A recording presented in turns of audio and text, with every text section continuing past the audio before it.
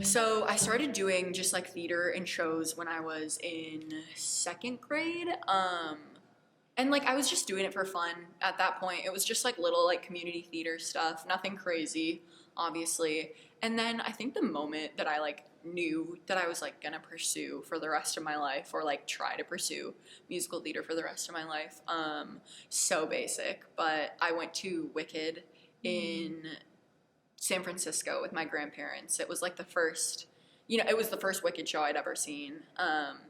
And it was in San Francisco, like right after, so it was like the original touring cast in San Francisco. Yeah, crazy. Yeah, it was, yeah, really awesome. But when Alphaba, like, comes up into the, like, when she's flown on her broom doing Defying Gravity, I just remember like I mean I was crying, and I remember like looking at my grandma and being like I have to do this someday. Like I have to do this for the rest of my life. I don't want to be Alphaba anymore. That's like not something that I want to do. But like yeah, ever since then, it was just like seeing that on stage and like the emotion that it like evoked in me. I just like wanted to be able to do that for other people. Smile when you meet someone handsome and patient and true. When he says that he wants to be married to you. When you call him one. The part of acting that brings me the most joy is the community feel of it. I think as actors and in the theater, in the entertainment industry in general, we're a pretty tight-knit community, even though, I mean, obviously I don't know everyone who's an entertainer, but we have the same kind of values and the same outlook on life, and we all support each other. And the community that you make in a show, I mean, everyone from crew to the director to stage manager to the actors, everyone is working so hard to tell one story. And if that system isn't cohesive, then the story's not going to come across. So I think the part that brings me the most joy is the people that I've met and the connections that I've made, and just that feeling of coming together to tell a really cool, powerful story. It's the only place I've ever called that, but it's gone, I think.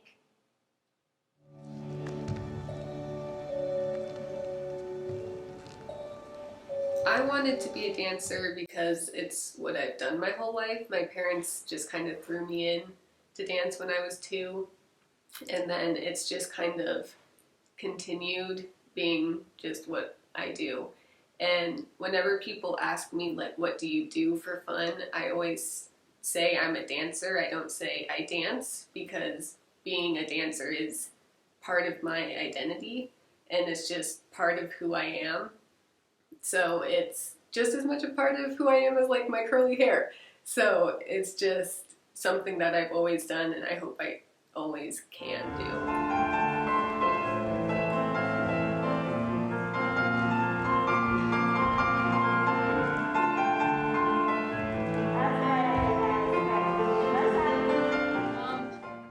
COVID's affected theater in a very abrupt and hard way, in the fact that we were not able to do anything for a very long time.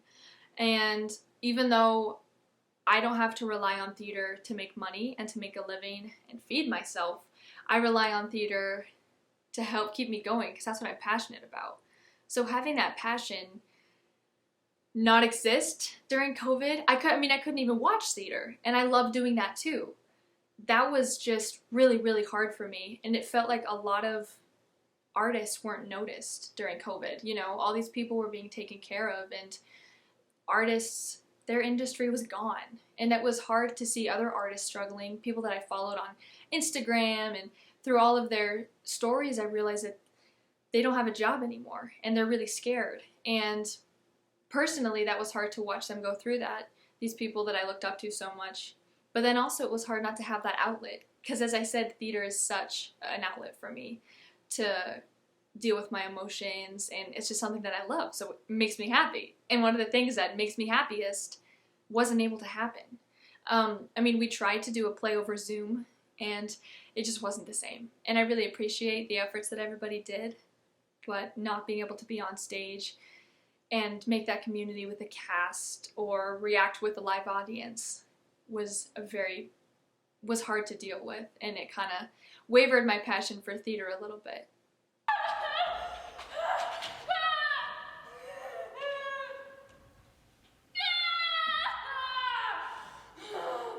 dancers, yes, it has taken a huge toll on performance. Ordinary Days that we recorded, you know, it was so good to like get a feeling for it, and being able to sing, just being able to sing with people, no matter how far away from them you are, or if you're like wearing the ridiculous singer's mask, it doesn't even matter, because like it's just such a magical, it's like such a just like a superhuman, innately human experience to have, like singing with someone, and singing with other people.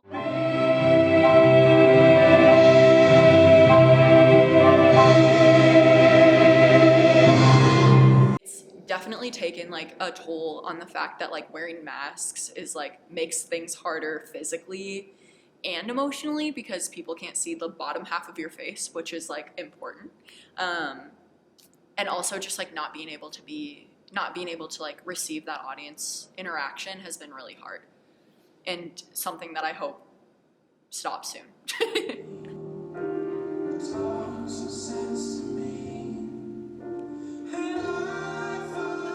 I think being a dancer both helps and hurts my mental health.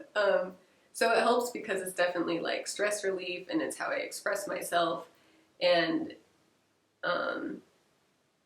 like I really cannot imagine getting through life without dance.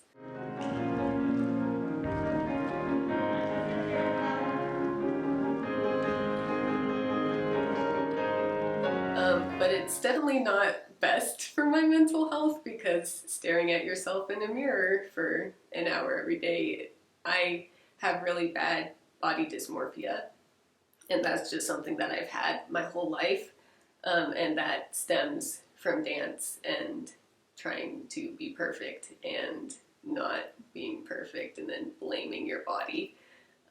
So both. The dance helps and hinders my mental. Give you one big hoorah! I'm not in the Marines. Jess! That's a Marines thing!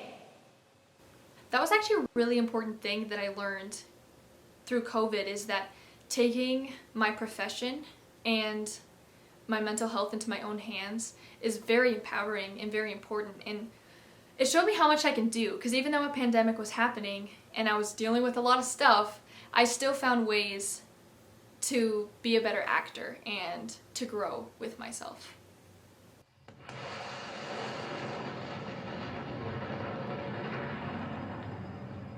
I feel like the one most important thing going through COVID has taught me as a person, as an artist, as a student, is just the fact that like I can do hard things, and like it seems like so laborious, and it seems like so hard, but at the end of the day I have to do it, and at the end of the day I will do it.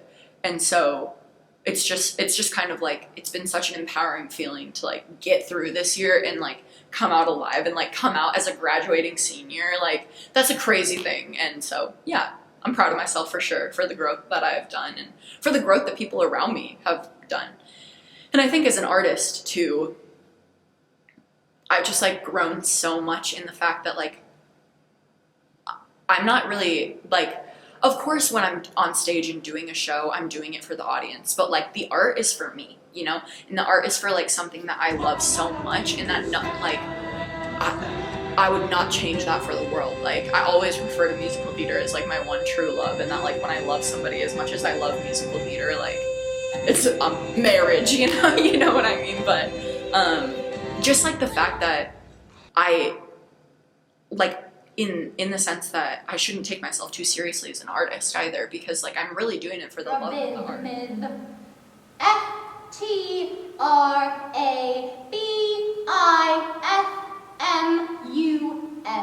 Strabismus. That is correct. Being able to perform and having class does give me hope for the future, and I think the performing arts as an industry hasn't gotten enough credit for how flexible and like resilient they've been, because they found really creative ways to keep doing what they do. Like Broadway has been doing a bunch of stuff, and I know some companies have been really trying to share old performances so people can keep seeing ballets. So I think as an industry, performing arts is so creative just naturally, but resilient and we'll keep finding ways to do what we love, even if it looks different than it used to be.